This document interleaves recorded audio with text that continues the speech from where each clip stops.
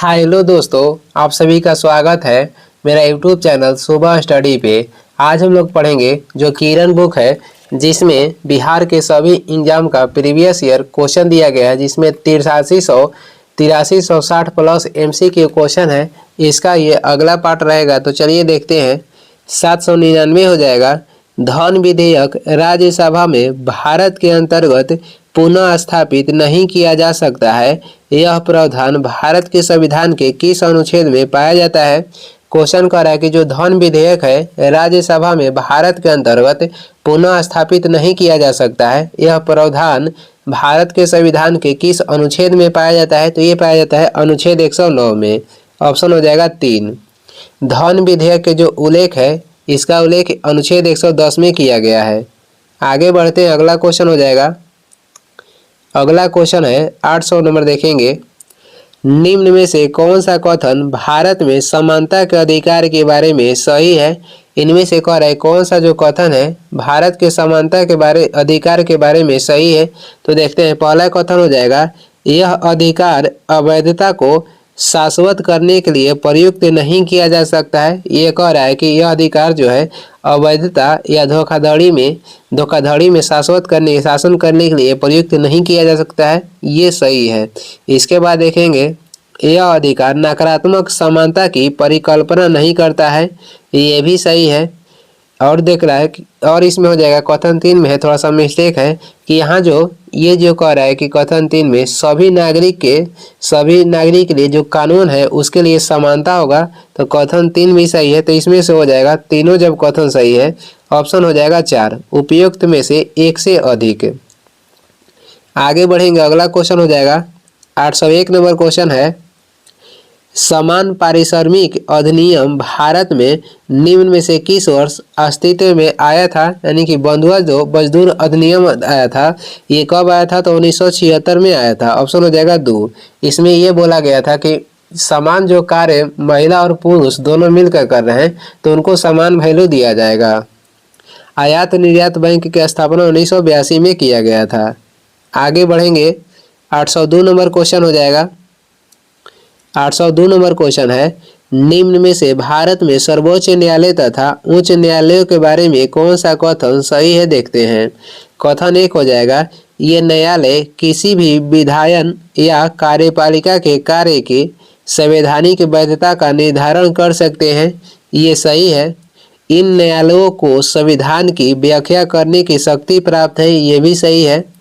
उनके न्यायाधीशों को केवल संसद के दोनों सदनों में अलग अलग 2/3 बहुमत से पारित अविश्वास प्रस्ताव के द्वारा हटाया जा सकता है। ये भी सही है। उनके जो न्यायाधीश हैं को केवल संसद के दोनों सदनों में अलग अलग 2/3 बहुमत से पारित अविश्वास प्रस्ताव के द्वारा हटाया जा सकता है, महाभियोग लगाकर। तो इनमें भी ये तीनों कथन सही था। ऑप्शन हो जाएगा 4, एक से अधिक। ऑप्शन हो जाएगा 4, उपयुक्त में से एक से अधिक। 803 देखेंगे, निम्न में से भारत में मंडल आयोग के गठन के समय देश में कौन प्रधानमंत्री था? तो जब मंडल आयोग के गठन किया गया था उस समय आपको बताना है कि कौन प्रधानमंत्री थे। मंडल आयोग के गठन हुआ था 1979 में। उस समय प्रधानमंत्री थे मोरारजी देसाई। ऑप्शन हो जाएगा 3। ये लाया गया था जनता पार्टी की सरकार में और इसके तहत मंडल आयोग के तहत OBC का आरक्षण दिया गया था। आगे बढ़ते हैं, अगला क्वेश्चन हो जाएगा। अगला है, निम्न में से भारत में धर्मनिरपेक्षता की कौन सी मौलिक विशेषता है? धर्मनिरपेक्षता की कह रहा है कौन सा मौलिक विशेषता है? तो देखते हैं, यह प्रगतिशील धर्मनिरपेक्षता है। ये कथन सही है। यह गत्यात्मक, ये कह रहा है कि गत्यात्मक धर्मनिरपेक्षता है। गत्यात्मक मतलब गतिशील धर्मनिरपेक्षता है। और ये प्रवृद्ध धर्मनिरपेक्षता है। तो इसमें से तीनों सही है। प्रगतिशील भी है और गतिशील भी है और संपूर्ण ये क्या है? तो प्रवृद्ध है। तो इसमें से हो जाएगा ऑप्शन 4। आगे बढ़ेंगे, अगला क्वेश्चन हो जाएगा, निम्न में से किसने परिभाषित किया था कि लोकतंत्र एक ऐसा शासन होता है जिसमें प्रत्येक का एक भाग होता है? और निम्न में से किसने परिभाषित किया था कि लोकतंत्र एक ऐसा शासन होता है जिसमें प्रत्येक का एक भाग होता है। तो ये किसने कहा था? तो ये जॉन रॉबर्ट सिले ने कहा था। जॉन रॉबर्ट सिले या सिल्ली ने कहा था। आगे बढ़ते हैं, 806 नंबर हो जाएगा। निम्न में से जनवरी 2019 तक लोकसभा में अनुसूचित जाति एवं जनजाति के लिए कितने सीट आरक्षित थी? तो अनुसूचित जाति एवं जनजाति के लिए कितने सीट आरक्षित थी? ये हो जाएगा ऑप्शन 3, 84 सीटें जो था अनुसूचित जातियों के लिए था, तथा 47 सीट हो जाएगा अनुसूचित जनजाति के लिए। ऑप्शन हो जाएगा 3। आगे बढ़ते हैं, आगे हो जाएगा भारत की संविधान निर्मात्री सभा की सलाहकार समिति निम्न में से किन कार्यों के लिए स्थापित की गई थी? भारत की संविधान निर्मात्री सभा की सलाहकार समिति जो था निम्न में से किन कार्यों के लिए स्थापित की गई थी? तो यह स्थापित की गई थी मूल मामलों के लिए और प्रक्रियात्मक मामलों के लिए, जिसमें मूल मामलों के लिए 12 समिति की स्थापना हुआ था और प्रक्रियात्मक मामलों के लिए 10 समिति का गठन हुआ था। टोटल कितने समिति बनाए गए थे? तो 22। तो इसमें से 2 और 3 सही है। ऑप्शन हो जाएगा 4, उपयुक्त में से एक से अधिक। 808 देखेंगे, भारत में संविधान निर्मात्री सभा के लिए निर्वाचन हुए थे। तो भारत में संविधान निर्मात्री सभा के लिए निर्वाचन हुआ था कब? तो जुलाई 1946 को। ऑप्शन हो जाएगा 2। आगे बढ़ेंगे, अगला क्वेश्चन हो जाएगा, अगला क्वेश्चन है निम्न में से भारत में लोकतंत्र की सफलता हेतु कौन सा प्रमुख कारक है? निम्न में से भारत में लोकतंत्र की सफलता हेतु कौन सा प्रमुख कारक है? तो देखते हैं, 73वें तथा 74वें संविधान संशोधन द्वारा स्थानीय स्वशासन का सशक्तिकरण किया जाता है। ये कथन सही है। उसके बाद हो जाएगा संविधान द्वारा प्रदत्त स्तर तथा अवसर की समानताएं, ये भी सही है। लिखित संविधान तथा देश के सभी नागरिकों हेतु नागरिक की स्वतंत्रताएं, ये भी सही है। तो इसमें से 3 कथन सही है। तो ऑप्शन हो जाएगा उपयुक्त में से एक से अधिक। आंसर इसका 4 है। आगे बढ़ेंगे, अगला क्वेश्चन हो जाएगा, आगे क्वेश्चन है, आगे कह रहा है कि सूची 1 को सूची 2 के साथ सुमिलित करना है। सूची 1 में क्या है? तो राजनीतिक दलों के नाम है। और सूची 2 में क्या है? तो सूची 2 में उसके स्थापना के वर्ष है। थोड़ा सा छोटा कर लेते हैं। यहाँ देखिए, इसमें मिलान करना है। इधर राजनीतिक दल के नाम दिया गया है और यहाँ सूची 2 में दिया गया है उनकी स्थापना के वर्ष।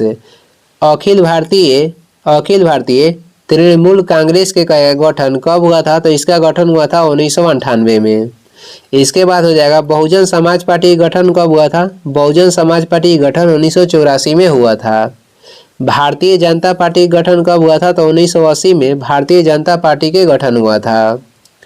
भारत का मार्क्सवादी साम्यवादी दल पार्टी का गठन कब हुआ था? तो इसका हुआ था 1964 में।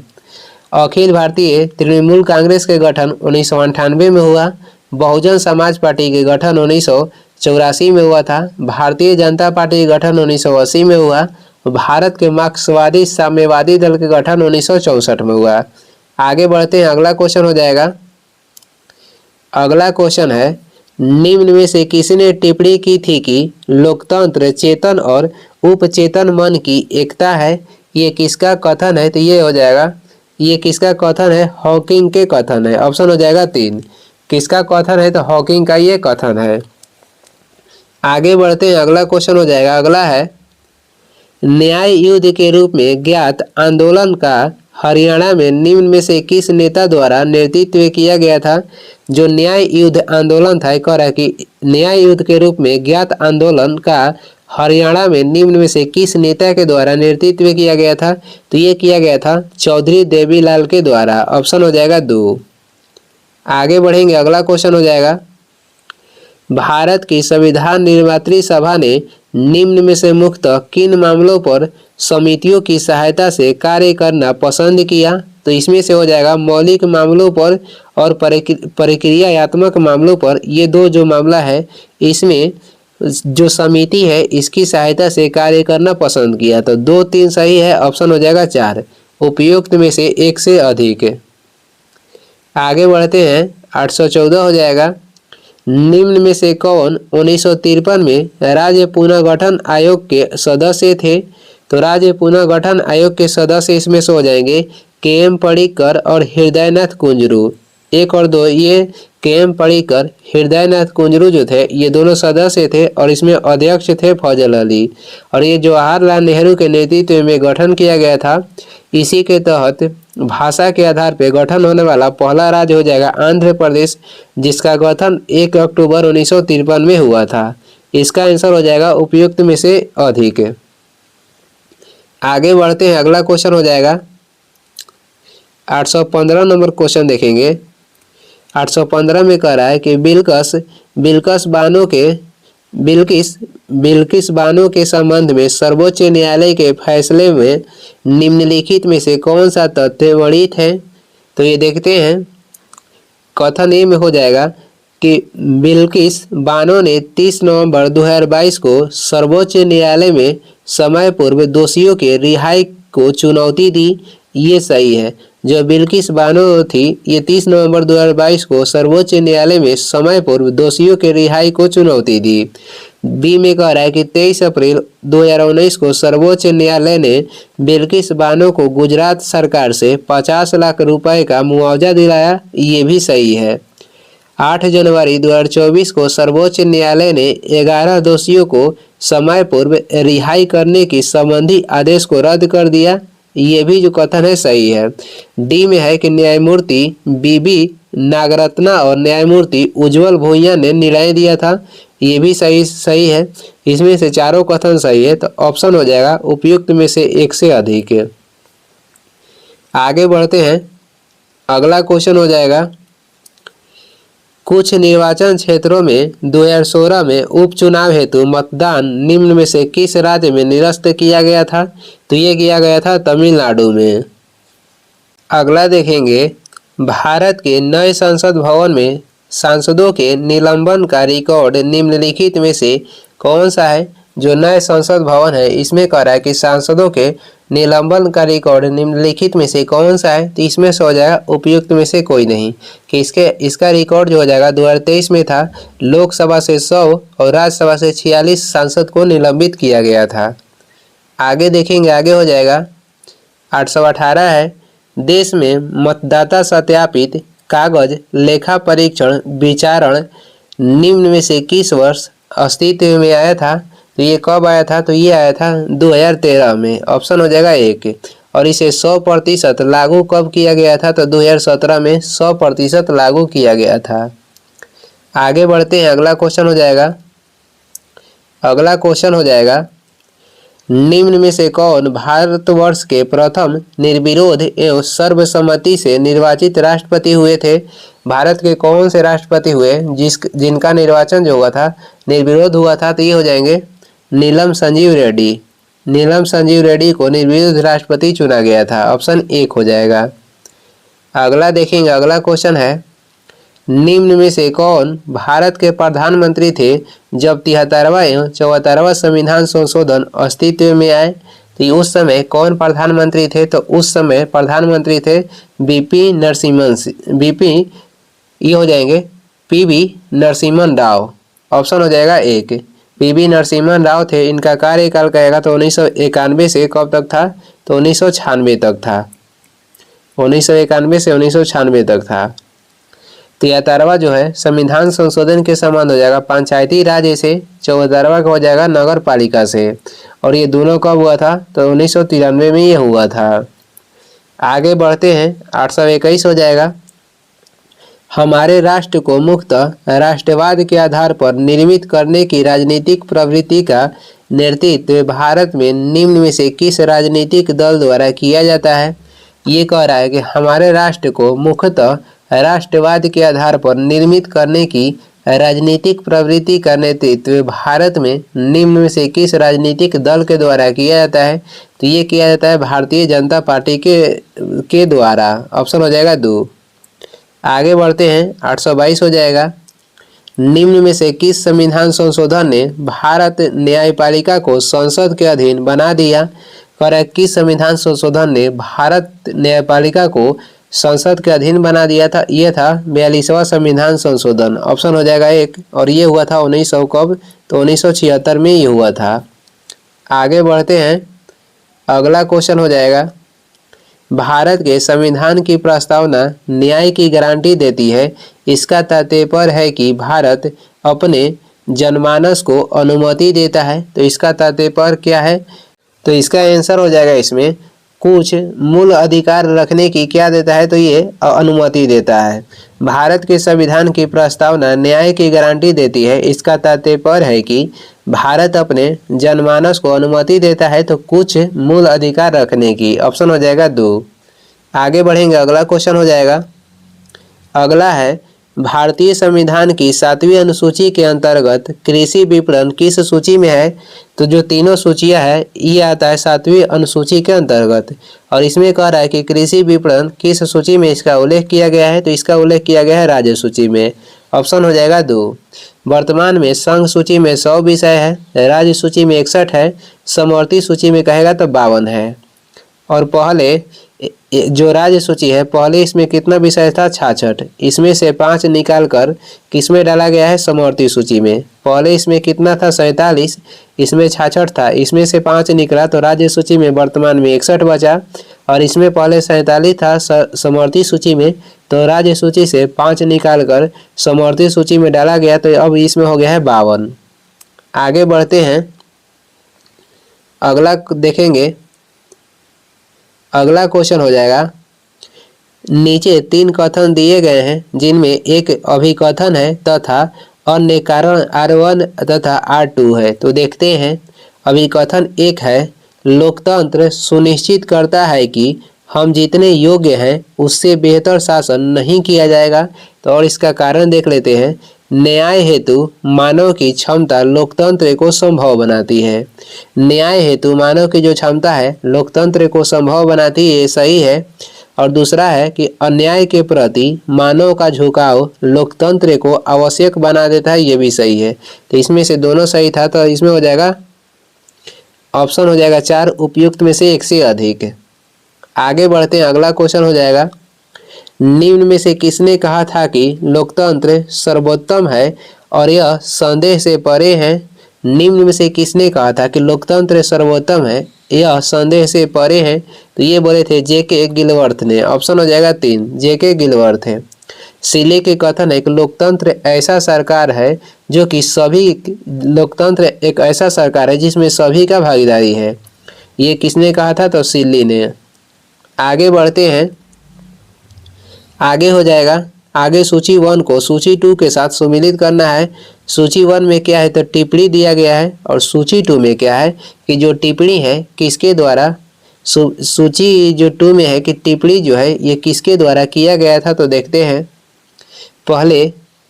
पहले सूची 1 के ए में देखते हैं क्या है। सूची जो 1 है इसमें टिप्पणी 1 देखते हैं, सबसे गरीब, सबसे मूर्ख एवं सबसे अयोग्य लोगों के शासन के रूप में लोकतंत्र, ये किसका टिप्पणी है, सबसे गरीब, सबसे मूर्ख एवं सबसे अयोग्य लोगों के शासन के रूप में लोकतंत्र, ये किसका टिप्पणी है। तो ये किसके द्वारा टिप्पणी किया गया था, तो ये किया गया था लाइकी के द्वारा। किसके द्वारा, लाइकी के द्वारा। बी में है, पृष्ठभूमि के अभिजात तंत्र के रूप में लोकतंत्र, ये किसका टिप्पणी है। तो ये हो जाएगा टैलीरैंड का। टैलीरैंड का है कि पृष्ठभूमि के अभिजात तंत्र के रूप में लोकतंत्र है। सी में देखते हैं, मस्तिष्कहीन एवं मूर्खों के शासन के रूप में लोकतंत्र, ये किसका टिप्पणी है। तो ये हो जाएगा H.G. वेल्स का ये टिप्पणी है।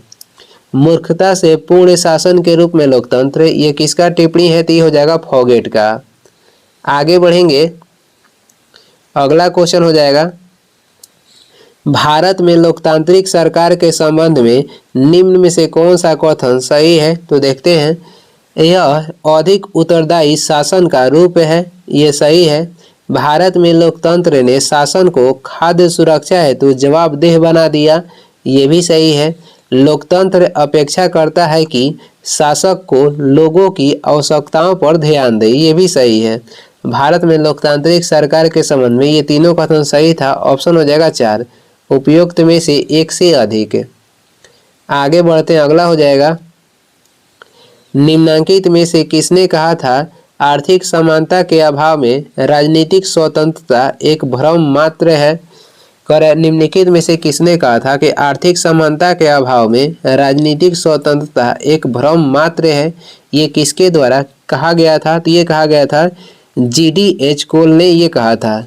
GDH कोल ने ये कहा था। आगे बढ़ते हैं, अगला हो जाएगा निम्न में से किसका विचार था कि लोकतंत्र के सभी रोग अधिक लोकतंत्र द्वारा ठीक किए जा सकते हैं। तो लोकतंत्र के सभी रोग अधिक लोकतंत्र के द्वारा ठीक किए जा सकते हैं।